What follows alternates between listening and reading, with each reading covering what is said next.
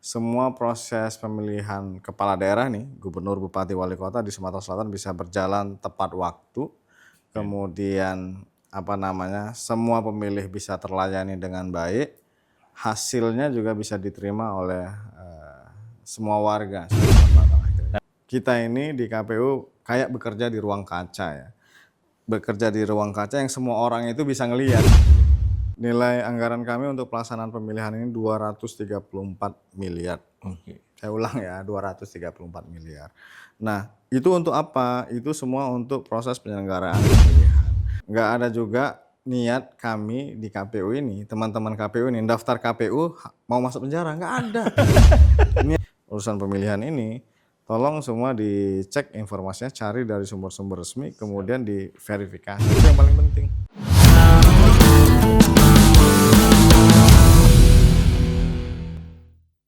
Assalamualaikum warahmatullahi wabarakatuh. Salam sejahtera untuk kita semua. Ketemu lagi dengan saya Surono di podcast Ruang Tamu Rumah Kebaikan. Kali ini podcast Ruang Tamu agak berbeda. Biasa di kantor, sekarang kami mendatangi kantor yang saat ini cukup menjadi perhatian masyarakat Sumatera Selatan. Kami berada di kantor KPU Sumatera Selatan, menemui langsung Ketua KPU Sumsel, Bung Andika Pranatajaya, Sarjana Sosial MSI. Assalamualaikum, Bung. Waalaikumsalam warahmatullahi wabarakatuh. Sebenarnya dengan beliau punya sejarah lah, sahabat lama lah. Tapi hari ini saya akan ngobrol santai dengan beliau sebagai Ketua KPU Sumsel. Emang kerjanya sampai malam, Dik? Ya, enggak juga. Biasa aja, memang seperti ini pekerjaannya. Kami merekam jam 10 malam kurang 15. Jam 10 malam hampir. Pulang jam berapa, Bung Dika? Kami ini sebenarnya jam kantor kami ini dari jam 8 pagi, 7.30 sampai jam 4 sore. Cuma kan tahapan penyelenggaraan pemilihan ini kalau dibatasi oleh jam kantor, maka banyak yang nggak bisa kami selesaikan. Makanya kami setiap hari harus bisa menyelesaikan apa yang bisa kami selesaikan hari ini, ya harus selesai hari ini. Ya mestinya bisa efektif jam kerja ya, tapi kalau di jam kerja kami ada undangan, kemudian harus ada rapat dengan mitra KPU, kemudian undangan teman-teman media juga misalnya, atau kami harus berkunjung ke kabupaten kota. Nah sepulang dari situ kan kami harus tetap menyelesaikan pekerjaan yang harus diselesaikan hari ini, makanya harus bisa mengefektifkan waktu dan ya bisa diselesaikan setiap hari. Jadi pulang bakalan lama, masuk tetap 7.30? Ya Rata-rata begitu. Jadi ya kalau memang kita punya kegiatan yang agak siang, ya karena istirahat kita kurang, kita datangnya agak siang, jam 9 misalnya. Tapi yang pasti setiap hari kita harus ngantor, kita harus mengerjakan semua yang harus kita selesaikan setiap hari. Tapi ini berlaku untuk komisioner aja atau karyawan yang lain? Semua kami di KPU seperti itu. Jadi kami jadi gini, KPU itu kan dia lembaga pelayanan. Kita jelaskan dulu tuh. Jadi lembaga pelayanan yang saat ini sedang mempersiapkan pemilihan gubernur, wakil gubernur. Kami juga mengkoordinir teman-teman KPU kabupaten kota untuk menyiapkan pemilihan bupati, wakil bupati, wali kota, wakil wali kota. Nah, dalam rangka mempersiapkan itu semua, kan banyak hal yang kami harus siapkan. Misalnya kan kalau pemilu itu dia terbagi 2 tahap. Ada tahapan persiapan, ada tahapan penyelenggaraan. Sekarang kami masih dalam tahap persiapan. Untuk sekarang misalnya kami sedang merekrut panitia pemilihan kecamatan, panitia pemungutan suara untuk tahapan persiapan itu. Ini sedang kami kerjakan semua. Kemudian di samping itu kami sedang menyiapkan juga kalau ada calon perorangan di tingkat kabupaten kota, di tingkat provinsi yang mau mendaftar. Kemudian semua hal terkait dengan persiapan yang pemilihan 27 November nih, tahun ini kita pemilihannya tanggal 27 November. Nah, itu semua harus kami siapkan setiap hari dalam rangka pelayanan kami untuk memastikan semua proses pemilihan kepala daerah nih, gubernur, bupati, wali kota di Sumatera Selatan bisa berjalan tepat waktu. Kemudian semua pemilih bisa terlayani dengan baik, hasilnya juga bisa diterima oleh semua warga Sumatera Selatan akhirnya. Tapi ini pengunjung jangan diartikan obrolan kami ini beliau bisa sampai malam terus di sini. Nanti yang bertamu malam semua ke sini. Jangan sampai malam itu untuk beliau menyelesaikan pekerjaan yang tertunda lah, yang harus diselesaikan di Arut ya. Misalnya pagi tadi saya bersama Pak PJ Gubernur, sama Pak Kapolda, sama Pak Pangdam. Kami punya acara di Geri Agung sampai jam 1 siang. Kemudian habis itu saya ada wawancara juga seperti ini. Sore ini ada tadi terima audiensi beberapa lembaga yang memang harus harus kami dengar, kemudian harus kami minta juga pendapatnya. Nah ini juga yang tidak terlihat tapi semua harus kami kerjakan dalam rangka untuk pelaksanaan pemilihan ini. Saya sedikit bergeser deh, Bung Andika. Saya mau bertanya ke keluarga. Ini dengan waktu yang sebanyak itu di luar, komunikasi dengan keluarga, istri, anak, mereka sudah, ini sudah pekerjaan suamiku, ayahku. Ya, pertama pekerjaan KPU ini memang seperti ini ya. Seperti ini dalam artian begini. Kita ini kan mendaftarkan diri untuk jadi KPU ini. Sudah tahulah konsekuensinya seperti apa. Satu. Yang kedua, kalau saya diajarkan untuk ya kita cintai aja pekerjaan ini. Kalau kita cintai pekerjaan ini kan kita nggak akan pernah ngerasa lelah, kita nggak akan pernah ngerasa letih gitu ya. Intinya ya kita berbuat aja, berkarya aja, kira-kira gitu. Nah kalau keluarga, alhamdulillah istri mendukung, anak juga sudah tahu pekerjaan bapaknya seperti ini. Jadi ya memang waktu berkumpul sama keluarga itu penting. Siap. Jadi setiap waktu kalau memang ada kesempatan ya ngobrol sama istri, kalau enggak ya video call, telepon gitu itu aja. Tapi pemilih time tetap ada ya? Khusus pemilih waktu dengan keluarga dalam 1 minggu? Tentatif. Jadi tentatif. Jadi beberapa kali saya tuh nggak pernah berani janji dengan anak, nggak pernah berani janji dengan istri. Nanti ya weekend kita ke sini. Karena penyelenggaraan pemilihan ini harinya hari kalender. Wih. Bukan hari kerja. Maksudnya? Hari kalender itu dia nggak terikat dengan hari kerja. Kalau hari kerja kan Senin, Jumat. Ya, libur nih, ada hari libur nih kami. Ada liburnya Sabtu Minggu kan. Nah, kalau kami nggak, Sabtu Minggu itu termasuk waktu penyelenggaraan pemilihan. Dia hari kerja juga buat Tanggal kami. merah? Tanggal merah sepanjang dia masuk dalam tahapan penyelenggaraan pemilihan ya itu tetap masuk. Tanggal merah tidak ada di KPU jadi? Ya kami nggak punya tanggal merah. Jadi tanggal di KPU ini hitam semua memang. Oke, tapi semogalah dengan apa yang dilakukan oleh Bung Andika dan teman-teman akan memberikan hasil terbaik di Sumsel dan juga diberkahi lah. Amin. Nah kita masuk nih, kemarin habis launching. Setelah launching nih apa sih mau dikerjakan KPU nih? Katanya mau berlari, bukan lagi berjalan ya? Ya, jadi gini, kami sekarang ada 2 agenda besar yang sedang kami lakukan. Pertama, rekrutmen badan ad hoc, seperti yang saya jelaskan tadi. Jadi kami sedang merekrut PPK, PPS. Kalau PPK sekarang sudah masuk pada fase tes tertulis. Kalau PPS lagi pendaftaran. Kalau PPK ini untuk kecamatan, petugas kami di kecamatan. Kalau PPS ini untuk desa dan kelurahan. Yang kedua, kami sedang mengolah data untuk berapa betul jumlah pemilih nanti yang akan digunakan di pemilihan kepala daerah nanti. Nah, datanya berasal dari hasil pileg kemarin, data pemilih di pileg kemarin. Itu kami perbaharui kan tentu dari 14 Februari sampai tanggal 20 sampai dengan DPT nanti kami tetapkan, DPT Pilkada ini kami tetapkan, ada yang pindah. Nah, benar. Ada yang baru 17 tahun. Siap.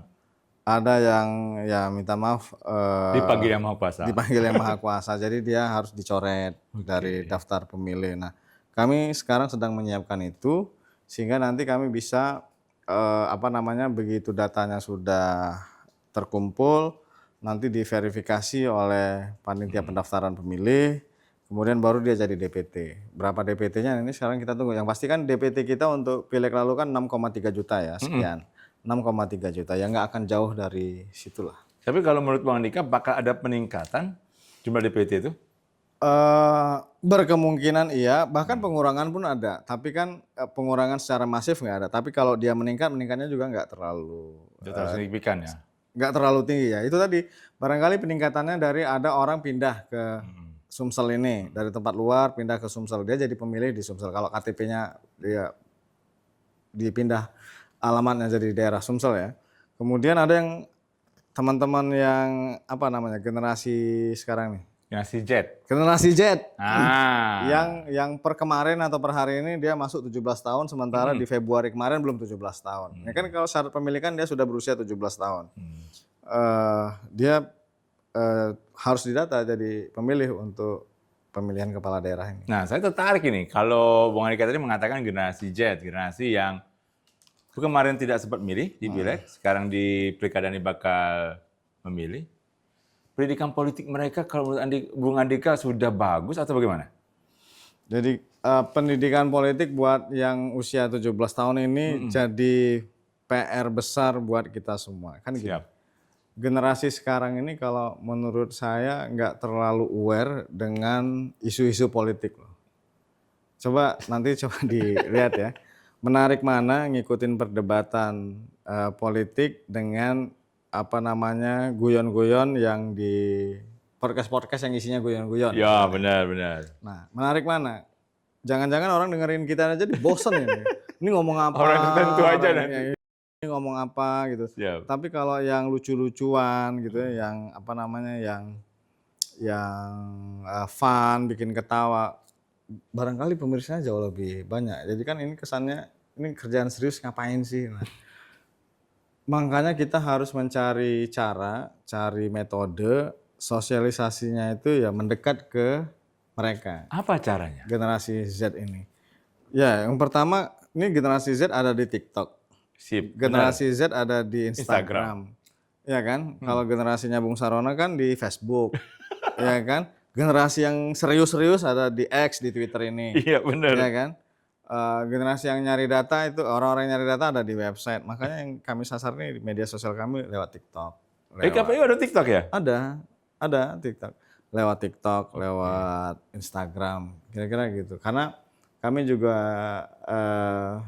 membaca data pengguna internet, pengguna media sosial terbanyak itu ada di mana?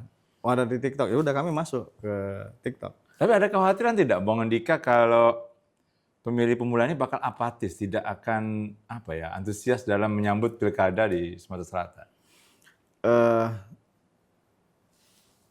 Begini, kalau kita berpikirnya mereka akan apatis, maka perspektif yang akan terbangun dari kita ini, ya mereka apatis. Tapi kita harus punya keyakinan bahwa mereka ini nggak apatis, mereka butuh sentuhan, mereka harus kita jamah, kita harus sentuh, kita harus dekati dengan cara dan pola yang mereka ketahui. Jangan minta mereka ngikuti polanya kita ini. Tapi kita yang ikut ke pola mereka. Misal gini, kalau kami menjelaskan soal, nanti tanggal 27 November itu hari pemungutan suara untuk pilkada, untuk pemilihan. Maka nggak boleh kami menyampaikan dengan, ingat tanggal 27 November hari pemilihan kepala daerah. Kan nggak boleh lagi. Nah, itu faktanya begitu. Maka kami harus cari teman-teman yang masih muda juga. Selebgram ya? Iya, banyak juga. Ini kami punya di sini ini ada teman-teman magang, teman-teman mahasiswa magang. Ada teman-teman mahasiswa lagi penelitian. Ya kami minta bantu mereka lah untuk buat konten, kami ajak untuk mikir buat konten. Jadi gayanya gaya yang teman-teman kekinian itu. Dan mereka tahu dengan seleranya ya? Ya, mereka tahu dengan seleranya ya. Mungkin ada joget-jogetnya, mungkin ada apa. Prinsipnya ya kita dekati mereka dengan budaya, cara, kemudian pola yang mereka ketahui. Gitu. Jadi kata-kata pemilu menyenangkan itu jadi semacam... Jadi pemilu yang menyenangkan itu harus kita jawantahkan dalam bentuk program, dalam bentuk konten, dalam bentuk informasi yang benar-benar informatif. Jadi misalnya, sudah tahu Bun pemilihan kepala daerah nanti tahun ini, pemilihan daerah memang ada lagi. Nah, jadi kayak gitu loh. Jadi dibangkitkan. Habis pemilu kok pemilu lagi? Pemilu lagi, ya, dijelaskan. Gini. Nah, ya makanya ini kita harus sangat kreatif ya, sangat kreatif untuk memberikan informasi itu dengan cara yang semudah dan seefektif mungkin yang tidak membuat orang juga ngerasa apa namanya, Digurui lah ya. ya bukan ini informasi apa gitu kan, biar nggak ini zilenial juga nggak cuek dengan kita Siap. ini ya. Memang kita harus nyari cara dan nyari pola, intinya begitulah. Walaupun agak sulit, tapi saya cuma menyarankan untuk pengunjung, ayo ikuti Instagram dan TikToknya KPU Sumsel, karena disampaikan dengan baik dan lebih mengasihkan lah. Saya ke pertanyaan serius. Habis Pileg, habis Pilpres, KPU Kabupaten Kota sudah menyelenggarakannya. Hasil evaluasi terhadap penyelenggaraan dari Kabupaten Kota, KPU-KPU-nya ada tidak, Bung? Begini ya, di Sumatera Selatan ini DPT kita kemarin, jumlah pemilih kita untuk Pileg dan Pilpres kemarin itu 6,3 juta. Dari 6,3 juta, voters turnout, pemilih yang datang ke tempat pemungutan suara itu 5 juta sekian ya. Masya Allah. 5 juta, berarti kan dia hampir 85%. 85% pemilih Pilpres itu hadir ke TPS. Untuk pemilu legislatifnya sekitar 84, sekian persen. Termasuk tinggi. Sangat tinggi. Nah, termasuk tinggi. Kenapa itu sangat tinggi? Pertama, kekuatan media sosial. Kekuatan media sosial ini sekarang ini nggak bisa kita benar-benar kita nggak bisa kita anggap enteng gitu loh kira-kira. Siap. Semua orang itu pegang media sosial, punya akun media sosial, dan semua orang terinformasi, kira-kira gitu. Yang kedua, setiap orang sekarang ini kami kemarin berupaya untuk menjadikan pemilu itu sarana untuk orang buat konten. Jadi gini, Bung Sarana, saya minta ke teman-teman KPU Kabupaten Kota, ayo gimana caranya kita dalam tanda petik mempengaruhi orang, anak-anak muda untuk dia buat konten di hari pemungutan suara itu di TPS. Wah. Enggak, teman-teman pernah nggak ngecek misalnya ya, pada tanggal 14 itu, semua konten orang di Indonesia ini TPS isinya. Iya, habis nyoblos gimana Habis reaksi? nyoblos, kemudian dia jadi KPPS atau apa. Dengan sendirinya kalau dia pengen buat konten di TPS, pengen buat konten yang jarinya dicelupkan tinta itu, dia kan harus datang ke TPS, harus nyoblos. Nah, makanya partisipasinya Tinggi. naik. Jadi kan pemikiran-pemikiran yang seperti itu yang harus kita kembangkan. Nah, alhamdulillah nih teman-teman KPU Kabupaten Kota bisa melakukan itu. Nah, yang kedua, secara teknis penyelenggaraan, semua dalam pandangan kami KPU bisa berjalan dengan baik. Alhamdulillah. Bahwa ada kekurangan di sana sini, ya saya akui itu ada kekurangannya. Itu yang akan jadi bahan evaluasi, kemudian kami perbaiki untuk pelaksanaan pemilihan gubernur, wakil gubernur, bupati, wakil bupati, dan wali kota, wakil wali kota. Nah, ada perbedaannya ya antara pemilu legislatif dan pemilu kepala daerah ini. Kalau kemarin kan kita bekerja untuk 5 kotak suara, mulai dari presiden, kemudian DPR RI, DPD, DPRD provinsi, DPD kabupaten kota. Kalau nanti itu di pemilihan kan cuma 2 kotak suara. Kotak suara gubernur, kotak suara bupati atau wali kota. Nah, jadi ini kan lebih simpel dan lebih mudah. Kalau kemarin potensi untuk surat suara tertukar banyak, karena dapilnya banyak. Kalau sekarang mulai dari kalau saya bilang ya mulai dari ujung Sungai Lilin sana sampai ujung Oku Timur sana, calon gubernurnya sama. Sama. Ya kan? Benar. Nah, begitu juga untuk pemilihan bupati dan wali kota. Mulai dari ujung Sematang Borang sana, kalau di kota Palembang ini, sampai ujung Jakabaring sini, kecamatan Jakabaring, calon wali kota, wakil wali kotanya sama. Siap, benar. Ya kan? Jadi potensi untuk tertukarnya surat suara itu lebih rendah. Ya kan? Lebih rendah. Nah, kalau di pemilu legislatif karena dapilnya banyak. Wah, luas. Kemudian bisa jadi itu tertukar ketika proses distribusi. Nah, potensi itu kalau di proses pemilihan ini jauh lebih rendah. Nah, yang paling signifikan yang kami agak kerepotan tuh ya distribusi itu. Nah, iya. Di distribusi surat suara itu. Nah, kalau untuk di pemilu kepala daerah ini mudah-mudahan seperti yang saya jelaskan tadi ya, karena calonnya itu wilayah pemilihannya itu provinsi, untuk gubernur insya Allah nggak akan ada surat suara tertukar.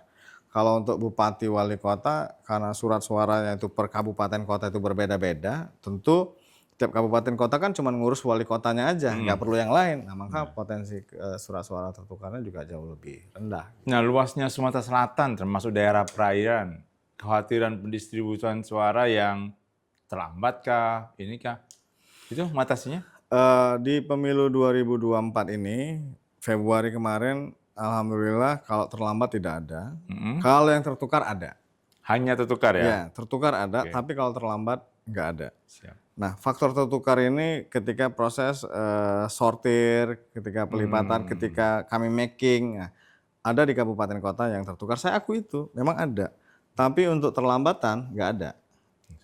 Siap. Faktanya, yang misalnya ya, ini faktanya aja, yang ada PSU di Kota Palembang, pemilihan susulan di Kota Palembang itu kan karena surat suara tertukar. Bukan keterlambatan ya? Bukan surat suara yang nggak ada, tapi dia tertukar. Oh. Kan gitu. Oke, benar. Jadi kalau dia tertukar, ya surat suaranya itu nyampe gitu loh. Nyampe. Tapi tertukar. Nah, bahwa itu salah, iya kami akui. Tapi kemudian langsung kami perbaiki pada saat itu. Dan masalahnya langsung selesai kan kira-kira gitu. Nah, tapi kalau untuk yang sekarang, kami sama seperti pemilu Februari kemarin, ini kami akan memastikan surat suara itu sudah ada di setiap TPS 1 hari sebelum pemungutan suara. Misalnya pemungutan suara besok nih. Nah, jam sekarang ini jam 10 malam, jam 11 malam kayak ini, surat suara itu udah ada di TPS. Jadi besok tinggal digunakan aja. Kira-kira. Siap. Nah, ini sekarang saya mau bertanya. Ketika evaluasi penyelenggara pemilu kabupaten kota, ada tidak kabupaten kota yang, maaf nih, menerima surat teguran dari KPU Sumsel? Sejauh ini nggak ada ya, kami belum pernah mengeluarkan surat teguran. Karena prinsipnya gini, saya dan teman di KPU Provinsi dan teman-teman KPU Kabupaten Kota, saya ngajak punya prinsip yang sama. Pertama, ini tugas yang harus kita tanggung renteng dan kita selesaikan bersama-sama. Yang kedua, pelaksanaan pemilu ini kan kita ini di KPU kayak bekerja di ruang kaca ya. Bekerja di ruang kaca yang semua orang itu bisa ngelihat gitu loh. Semua orang bisa menyaksikan, semua orang bisa ngikuti. Makanya kami tinggal melakukan apa-apa aja yang jadi tugas kami berdasarkan ketentuan regulasi penyelenggaraan pemilu. Sepanjang kami bekerja berdasarkan regulasi, aman. Terus seberapa terbukanya sih KPU Sumsel ini terhadap masyarakat? Terhadap akses informasi, termasuk maaf nih, anggaran, yang lain-lain. Ya kami sangat terbuka aja. Pertama gini, kalau teman-teman ngikuti proses rekapitulasi di tingkat provinsi dan kabupaten kota, semua kabupaten kota live streaming ketika proses rekapitulasi kemarin. Banyak, benar. Ngikutin nggak rekapitulasi di provinsi mulai dari pembukaan sampai penutupan? Sampai selesai? Sampai selesai itu live streaming. Jadi semua proses itu kami lakukan secara terbuka. Pengambilan keputusannya bisa disaksikan oleh setiap orang ketika kami memutuskan perolehan suara itu bisa disaksikan. Kemudian setiap informasi yang dibutuhkan masyarakat terkait dengan hal-hal apa saja yang dilakukan KPU, program tahapan yang sedang berjalan sekarang, semua ada di website, semua ada di media sosialnya KPU. Nah, hal-hal yang seperti ini yang menurut kami selain sebagai bahan sosialisasi, inilah menunjukkan kami sangat terbuka dengan semua kegiatan yang kami lakukan. Ini teman-teman bisa podcast seperti ini juga. Dan malam hari loh pengunjung dibuka waktunya. Dan merupakan bagian dari komitmen kami untuk memberikan pelayanan, memberikan informasi. Cuma memang ini minta maaf aja kalau belum bisa melayani semua karena kan waktunya juga terbagi-bagi. Kalau saya pribadi sangat kalau memang waktunya cukup dan ada, ya sangat senang sekali kita punya ruang-ruang diskusi seperti ini, memberikan informasi seperti ini. Nah ini juga Bung Andika, tidak mungkin KPU bisa menjalankan pemilihan ini tanpa kerjasama dengan stakeholder yang lain, termasuk aparat keamanan. Dan kita lihat Pilpres, Pileg kemarin, terima kasih Bang Dika, berjalan zero konflik dan benar-benar Sumsel luar biasa. Pilkada nanti kira-kira untuk kerjasama dengan aparat-aparat penegak hukum dan lain-lainnya? Oke. Ada yang satu yang belum saya jawab tadi, anggaran. Jadi anggaran kami ini untuk pemilihan gubernur, wakil gubernur, semua pembiayaannya dari APBD Provinsi Sumatera Selatan. KPU Sumatera Selatan sebelum era saya itu sudah menyiapkan anggaran untuk pemilihan ini. Kemudian sudah ditandatangani juga ketika saya masuk, malah sudah ditandatangani itu naskah perjanjian hibah daerah itu, NPHD. Nah, nilai anggaran kami untuk pelaksanaan pemilihan ini 234 miliar. Saya ulang ya, 234 miliar. Nah, itu untuk apa? Itu semua untuk proses penyelenggaraan pemilihan. Nah, siapa yang mengelola? Yang mengelola Sekretariat KPU Provinsi. Gitu. Untuk apa aja? Ya untuk sebagian besar itu untuk bayar honor badan ad hoc ini. Ya kan? Sebagian lagi untuk persiapan pembelian kertas suara. Sebagian lagi nanti untuk pembangunan pembuatan TPS. Sebagian lagi untuk kami memberikan pemahaman, pembekalan, bimbingan teknis segala macam dengan badan-badan ad hoc ini. Sebagian lagi untuk memfasilitasi pendaftaran calon. Sebagian lagi untuk kampanye. Jadi banyak. Jadi dia banyak peruntukannya untuk apa aja gitu lah. Nah, yang pasti begini, kami juga sangat paham bahwa ini yang kami gunakan ini uang negara gitu ya, uang masyarakat. Kami sangat memahami itu dan kami sangat berupaya untuk memastikan setiap hal yang kami lakukan itu bisa kami pertanggungjawabkan. Kira-kira gitu. Prinsipnya gini Pak Sarono, nggak ada juga niat kami di KPU ini, teman-teman KPU ini, daftar KPU mau masuk penjara, nggak ada.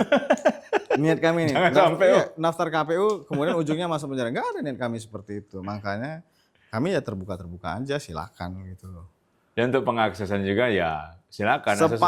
Sepanjang memang dia open data, sepanjang itu memang wajib bisa diketahui ya silakan aja. Kan kita punya jalur-jalurnya tersendiri. Gitu. Nah ini pengunjung, ini langsung dari Ketua KPU Sumsel, mereka terbuka, ya tetap dengan jalur yang bisa dipertanggungjawabkan lah, sama-sama bisa dipertanggungjawabkan. Pertanyaan saya tadi, bagaimana kerjasama dengan aparat penegak hukum, stakeholder yang lain untuk ya KPU ini semoga berjalan lagi baik lagi lah. Gitu.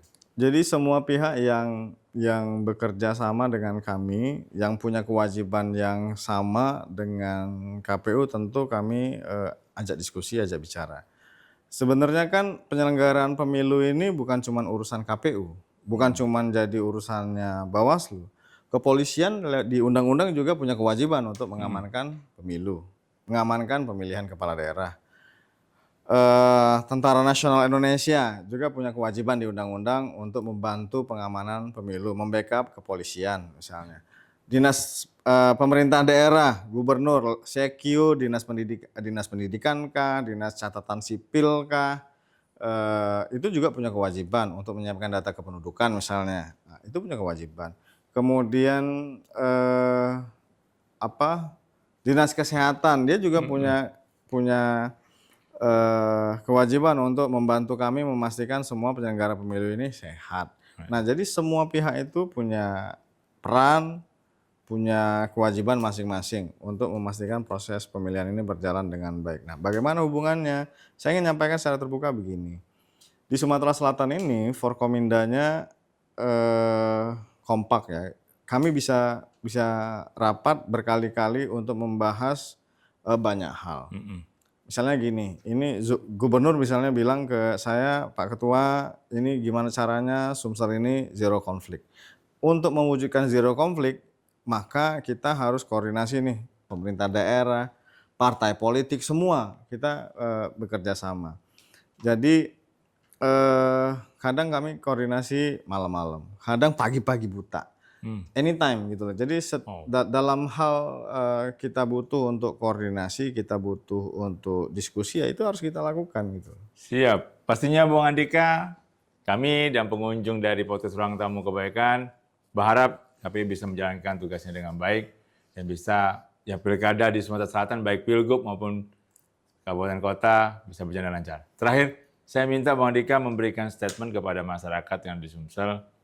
Yuk, bagaimana mencermati pilkada di Sumsel ini, baik calon, baik pendukung, partai politik, pemilih pemula, dan yang lainnya. Silakan. Sebenarnya sederhana aja. Sederhananya begini, maksud saya gini. Mas Rono ya, kalau kan punya handphone nih, punya paket data kan. Ya. Nah, coba kalau saya minta bantunya, wakafkanlah 5.000 kek, 10.000 kek, Untuk nilai rupiah dari paket data ini. Untuk apa? Untuk nyari informasi. Nyari informasi soal pemilihan gubernur, pemilihan bupati, pemilihan wali kota. Carilah informasi itu di gadgetnya masing-masing.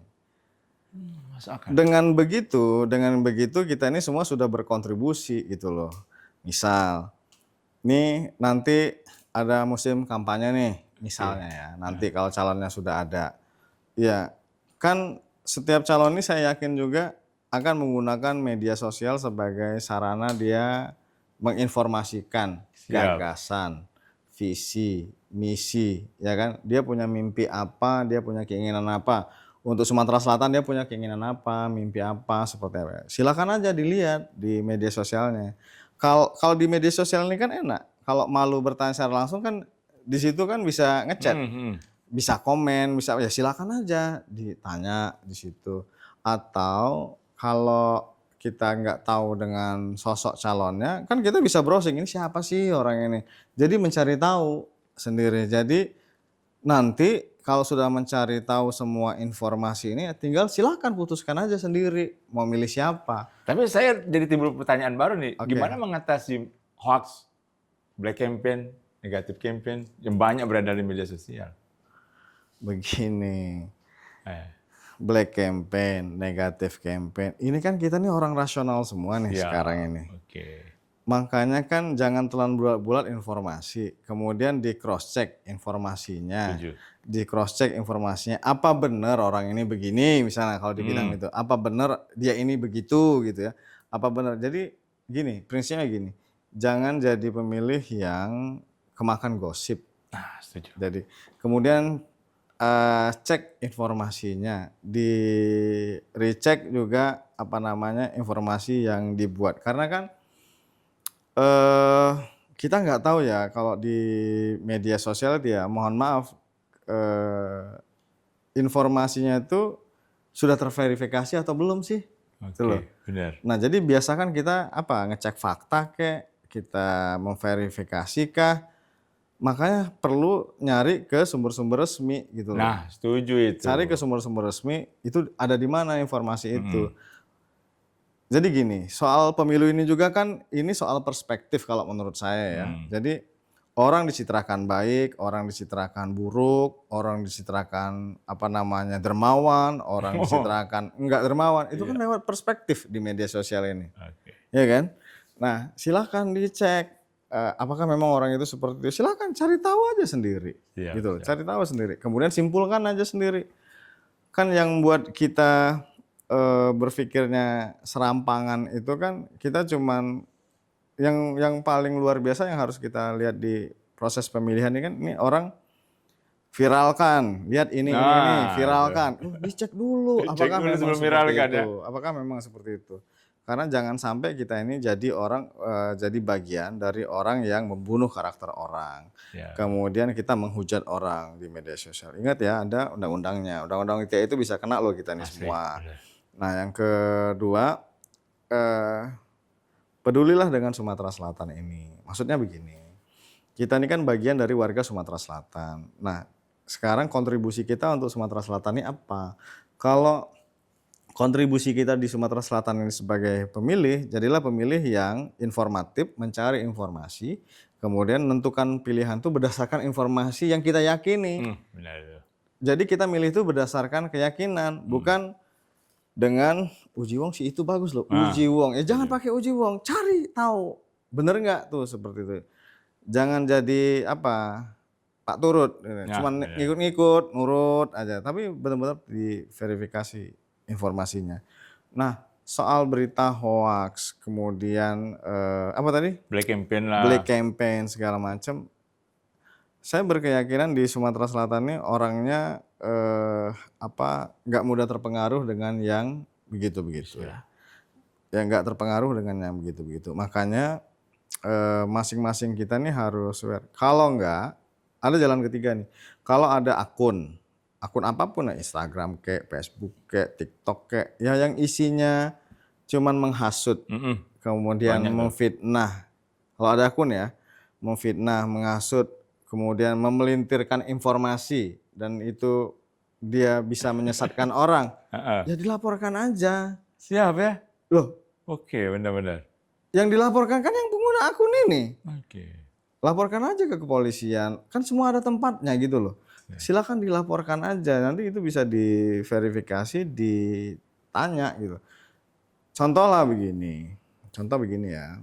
Kemarin saya ngikutin juga nih ada pembuat konten yang buat kontennya itu jebak-jebak orang. Ya kan? Kemudian sekarang dia udah ditangkap polisi loh. Sekarang apa manfaatnya kalau udah begitu?